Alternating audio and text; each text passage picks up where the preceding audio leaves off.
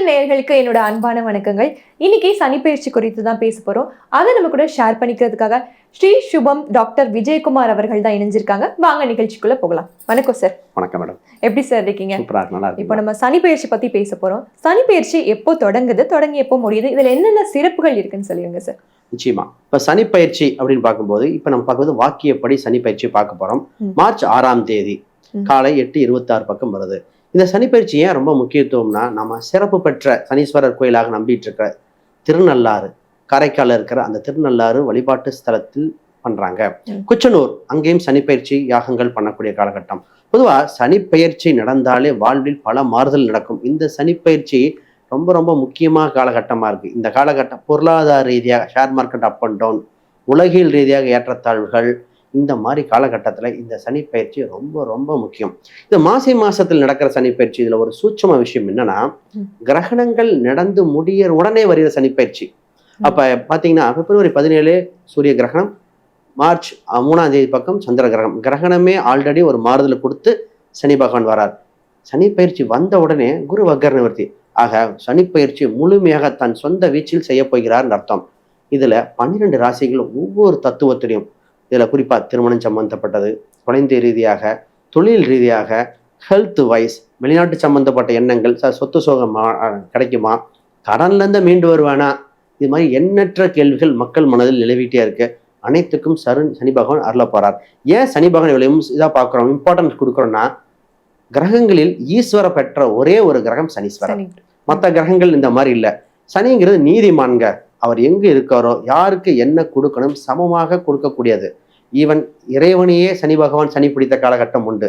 அதனால இது மக்களுக்கு மிகுந்த யோகத்தை கொடுக்கிற சனி பகவானா இருக்குது. நிச்சயமாக இது மிகுந்த யோகத்தை நம்ம பார்க்க போறோம். எல்லாருக்கும் நல்லதே நினைக்கிற ஒரு ராசினா மகர ராசி நேயர்கள் தான். அவங்களுக்கு இந்த சனிப்பெயர்ச்சி எப்படி சார் இருக்கு?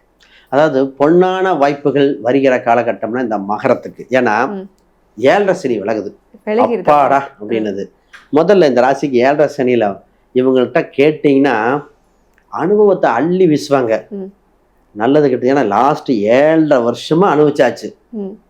குடும்ப கஷ்டம், தொழில் ரீதியா மனசு சஞ்சலங்கள், வாய்ப்புகள் தவறி போனது, தொழில்ல கீழே விழுந்தது, நம்பி ஏமாந்தது, மற்றவங்களுக்காக கடன் கொடுத்து கஷ்டப்பட்டது. இதுல எது சொன்னாலும் இந்த ராசிக்கு யாரும் பொருந்துங்க.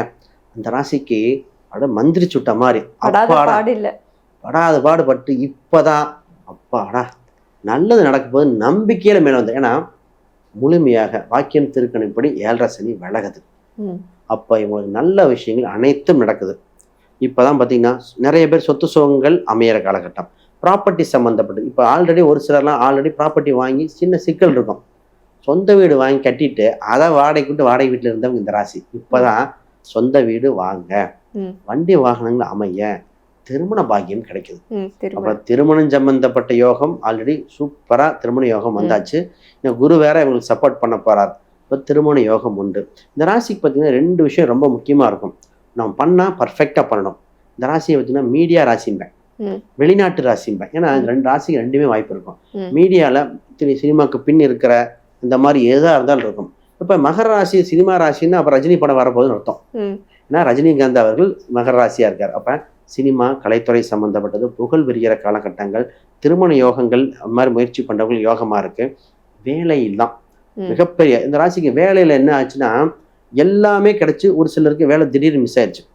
கவர்மெண்ட் ஜாப் தவற விட்டு இந்த ராசி. அப்ப கவர்மெண்ட் ஜாபுக்கு ட்ரை பண்ணக்கூடிய காலகட்டம். இப்ப நிறைய பேர் பாத்தீங்கன்னா இந்த கவர்மெண்ட் எக்ஸாமுக்கு நிறைய ப்ரிப்பேர் பண்ணி தடை ஏற்பட்டது. இந்த ராசிக்கு நல்லது என்ன ஏன் அப்படின்னா, இவங்க எழுதினா கூட கரெக்டாக எழுதிருக்க மாட்டாங்க. இன்னொரு டைம் ரிவிஷன் பண்ணிட்டு எழுதுவாங்க பாருங்க, இந்த ராசி ஜெயிச்சிடும். கிடைச்ச இன்னொரு வாய்ப்பு. ஏன்னா சனி விலகிருச்சு இல்லையா. அப்ப இவங்க ராசிக்கு சனி விலகும் காலகட்டத்தில் இன்னொரு வாய்ப்பு வருது. 3ஆம் இடத்துல சனி வரும்பொழுது பார்த்தீங்கன்னா அது சம்பவத்தை நிர்ணயிப்பார். ஆனா எழுதி கொஞ்சம் டைம் பத்தலைன்னு சொல்லுவாங்க. ஆனா கொஸ்டின் எல்லாம் தெரியும். இப்ப இவங்களுக்கு இது நல்லபடியா இருக்கு. பிசினஸ்க்கு கோல்டன் டைமுங்க. இந்த ராசி பிசினஸ் சம்பந்தப்பட்டது. ஏன்னா சனி உச்சம் பெறும் அதிபதி 3இல் இருக்கும்போது இப்பதான் விளம்பர பலகைகள் போடுறது, வேலையாட்கள் எடுத்து பண்றது, சிசிடி சம்மந்தப்பட்டது மாற்றுறது, புதுசாக ஒரு லோன் சம்மந்தப்பட்ட அப்ளை பண்ணி டெவலப் பண்ணுறது, இது மாதிரி நல்லா இருக்கும். ஆனால் இந்த ராசிக்கு என்னன்னா இன்னும் 2ல் ராகு 8ல் கேது பகவான் இருக்கார். இப்போ பூர்வீக சம்மந்தப்பட்டது சின்ன சின்ன வம்பு வழக்குகளை மட்டும் கொஞ்சம் ஸ்லோவாக பண்ணுங்க. இந்த ராசிக்கு ஆனால் ஒன்று சார் எல்லாமே வருது, கொஞ்சம் ஸ்லோவாக போகிற மாதிரி இருக்கும். ஏன்னா 3ல் இருக்கிற சனியோட தத்துவம். அதுக்கு நான் பரிகாரம் எழுதி கொடுக்குறேன், நிச்சயமாக ஜெயிச்சிடும். மாணவர்கள் யாராக இருக்கீங்கன்னா நிச்சயமாக என்ன கோர்ஸ், கரெக்டான சப்ஜெக்ட் எடுத்தா ஜெயிச்சிடும். இந்த நேரத்துல மைண்ட்ல பெற்றோர்கள் மனசு ஃபுல்லு இந்த மகரத்துக்கு என் பையனை வெளிநாட்டு அனுப்பணும், வெளி மாநிலத்தை அனுப்பணும், நல்ல கோர்ஸ் எடுத்து கொடுத்தணும், இன்ஜினியரிங்கா டாக்டரா இந்த மாதிரி பல கோர்சஸ் எடுக்கிறதுலே வருது. ஒரு சிலர் டிப்ளமோ போலாமான்னு வந்துட்டு இருக்கும். அது கரெக்டான ரூட்ல போட்டு கொடுக்கணும். அப்ப இந்த வகையில பண்ணா நிச்சயமா வந்துடும். அப்ப கோல்டன் டைம் இந்த ராசிக்கு. ஓகே சார், கோல்டன் டைம்னு சொல்றீங்க. அப்ப ரொம்ப நாளா கல்யாணமாகாம இருந்திருக்கும், இல்ல மறுமணம் செய்யணும்னு விருப்பப்பட்டிருப்பாங்க. அவங்களுக்கு இந்த நேரம் எப்படி சார் இருக்கு?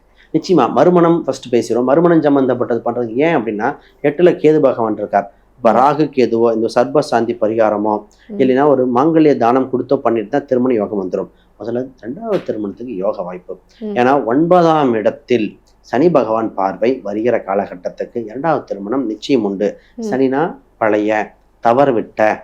அப்ப 2வது திருமணத்துக்கு கோல்டன் டைம். முதல் திருமணத்துக்கு இந்த ராகு கேது பரிகாரம் பண்ணணும். இப்ப திருமணம் நிச்சயம் சம்பவிக்கும் காலம் இந்த ராசிக்கு. ஓகே சார், இவங்களுக்கான சிறப்பு பரிகாரம் வழிபாட்டு தலங்கள் சொல்லிடுங்க சார். நிச்சயமா இந்த ராசிக்கு பரிகாரம் அப்படின்னு பார்த்தீங்கன்னா விழுப்புரத்திலிருந்து திருக்கோவிலிருந்து சுயம்பு பிரகாச ஆசிரமத்தில் இருக்கிற 20 அடி சிலையுள்ள சனீஸ்வரர் கோயில் இங்க சென்று வந்தால் மகரம் சிறப்பாக வாழ்க்கை சிறப்பாக அமைச்சிடும். ஓகே சார், வாழ்க்கை மாறும் நேரம் எதுன்னு சொல்லிக்கலாம். நிச்சயமா. ஓகே சார், நன்றி.